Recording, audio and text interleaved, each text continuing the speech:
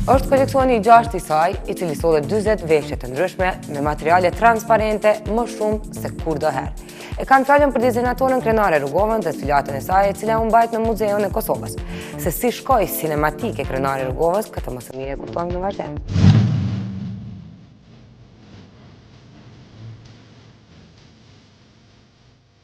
U bën 10 vite që është aktive në industrinë e modës. 6 kreacione të paraqitura me sfilat të suksesshme që etiketohen me emrin e saj, madje të shumta në numër. Dizajnet e saj mund t'i hasim në punë, bare e shtëpi, një kreatore që bën diferencën, e tërheq klient tashmë të afirmuar në jetën publike.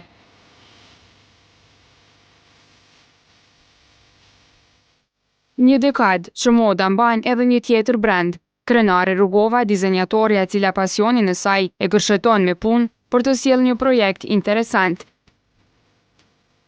Cinematik quhet koleksioni pranverë 2014, të cilin Krenare Rrugova e shpalosi pikërisht në Muzeun e Kosovës, vend i cili ju përshtat mjaft mirë edhe me temën e këtij koleksioni.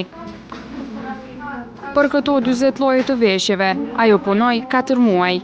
Koleksioni quhet Cinematik, e ka për pamje të parë apo inspirim siluetën e viteve të 50-ta, është siluetë e cila gjithmonë më ka pëlqyer dhe ka qenë si pikë fillestare e gjitha siluetave të mia prej fillimit të studimeve. Në njëjtën kohë, silueta e viteve të 50-ta gjithmonë është paraqit ato lloj fustana shumë dramatike, janë paraqit shumë bukur në filma apo në kinema. Kështu që e kam sjellur gjitha të bukurinë e viteve të 50-ta bashkë me magjinë e ndriçimit të ngjyrës e transparencës, gjitha ato që shkojnë për me nxjerrë një fotografi të bukur filmike. E kur flasim për inspirimin, këtu hyn edhe aktore amerikane e njëherët edhe princeshe Monakos, Grace Kelly. Stili i saj unik bëri që Krenaria ta vendos emrin e saj në krye të ftesave që kishte përgatitur për miqtë e saj.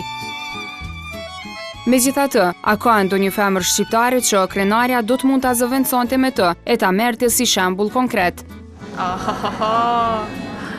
Edhe me marrë shembull.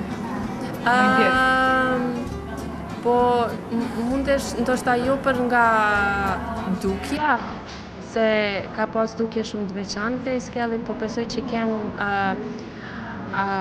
artist apo aktore të cilat e ndjekin qatë rrugë të qenë shumë serioze me përkushtim në punën e tyre dhe paraqitjes tyre shumë elegante. Ngjyrat që e karakterizuan këtë koleksion ishin e bardha, e zeza dhe e kaltërta, ndërsa materialet pambuk dhe mondafshi përzier me pambuk. Krenaria kësaj radhe na befasoi me shumë çka. Llojet e veshjeve që kishte punuar kishin një dozë glamuri më shumë se çdo herë tjetër. E materiali transparent që Krenaria kishte përdorur edhe më parë, por jo deri në këtë mas, ishte pjesa që më shumë binte në sy. Këto nuk e kam pas problem as pak, për arsye se mënyra e zhveshjes të cilin unë e bëj, besoj që nuk është mënyrë vulgare as pak, po është shumë sensuale.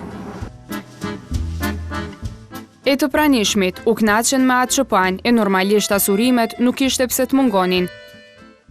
Më pëlqeu jashtëzakonisht shumë, kryesisht sikur edhe koleksionet e kaluara, por këtë vit me që është sikur një vit jubilar, e përgëzoj shumë Krenarin për punën e saj dhe që kujdeset gjithmonë shumë jo vetëm për koleksionin e saj, për fustanet e vajzave, mirë po edhe për dukjen e vajzave në përgjithësi, dukeshin shumë të veçanta.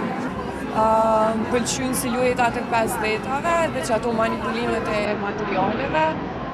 Po diçka në fund tjetër, ka shumë bukur. Shumë. E në këto veshje e gjet veten edhe dikush tjetër. Është një fustan i si, ka një djetë me vizlim sipër, pastaj është edhe një tjetër i si, që ishte një material shumë e veçantë, me një si lumde këtu, edhe një i fundit bardhësi me çip sipër edhe material i bardhë. Ata tre i kom veçuar dhe kom e shkru një provu. Kreacionit e këtij koleksioni vetëm se ka ndalë në shitje në atelen e dizenjatorës Krenare Rugova. Gjithashtu, ajo është duke u përgatitur për projekte tjera të reja në fushën e modës.